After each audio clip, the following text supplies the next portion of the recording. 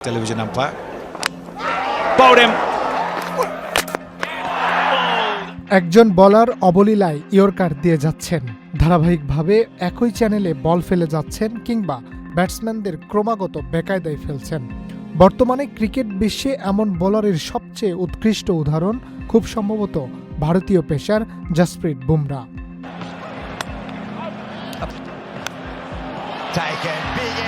ব্যাটসম্যানদের মনে আতঙ্ক ছড়িয়ে চলা সেই বুমরা শুক্রবার থেকে আবারও আলোচনায়। ভারত অস্ট্রেলিয়ার মধ্যে চলমান পার্থ টেস্টে ব্যাটিংয়ে নামা ভারত প্রথম ইনিংসে মাত্র ১৫০ রানে অল আউট হওয়ার পরও ৪৬ রানের লিড নিয়েছিল বুমরার নৈপুণ্যের কারণেই।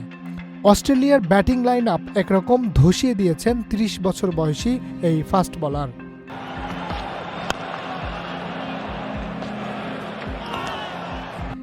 কিন্তু অস্ট্রেলিয়াকে ধসিয়ে দেওয়ার পর বুমরাকে নিয়ে উঠেছে প্রশ্ন। অস্ট্রেলিয়ানদের কারো কারো প্রশ্ন, তার বোলিং অ্যাকশন আদৌ বৈধ কিনা। কেউ কেউ সামাজিক যোগাযোগ মাধ্যমে লিখছেন, এই অ্যাকশন নিয়ে জসপ্রীত বুমরা বল করার অনুমতি পেল কিভাবে? এটা তো পরিষ্কার চাকিং। এই ধরনের বোলিং অ্যাকশনের সঙ্গে কিছুটা মিল পাওয়া যায় পাকিস্তানের ফাস্ট বোলার মোহাম্মদ হাসনাইনের।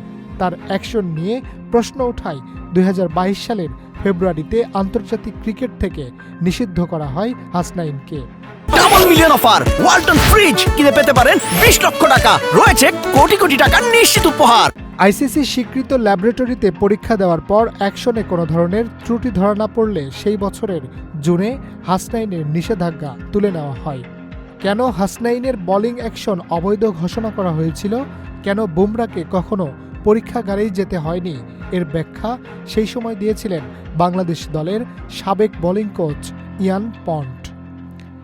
এক্স হ্যান্ডেলে বুমরার বোলিং অ্যাকশনের ছবি পোস্ট করে পন্ট লিখেছিলেন, আপনারা সহজেই বুমরার হাতের কবজি থেকে কনুই পর্যন্ত দেখতে পাচ্ছেন।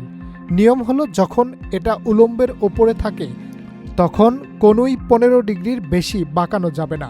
আপনারা স্পষ্টভাবে তার বাহুর সামনের বাঁক দেখতে পাচ্ছেন, এটা অতি প্রসারণ। যেসব মানুষের হাড়ের সংযোগস্থলগুলো স্বাভাবিক সীমার চেয়ে বেশি নড়াচড়া করে তাদের ক্ষেত্রে এভাবে বোলিং করায় কোনো বাধা নেই। আইসিসির নিয়ম অনুযায়ী কোনো বোলার বল ছোড়ার সময় কোনোই ১৫ ডিগ্রির বেশি বাঁকালে তা অবৈধ। বুমরাও বল করার সময় যে মাত্রায় কোনোই বাঁকিয়ে থাকেন তা ১৫ ডিগ্রির বেশি বলে মনে করছেন কেউ কেউ।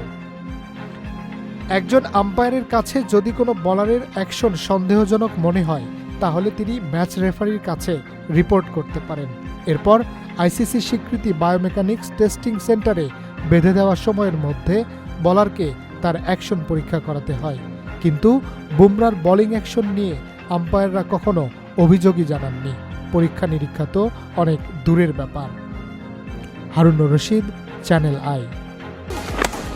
What a ball! Oh, he's gone.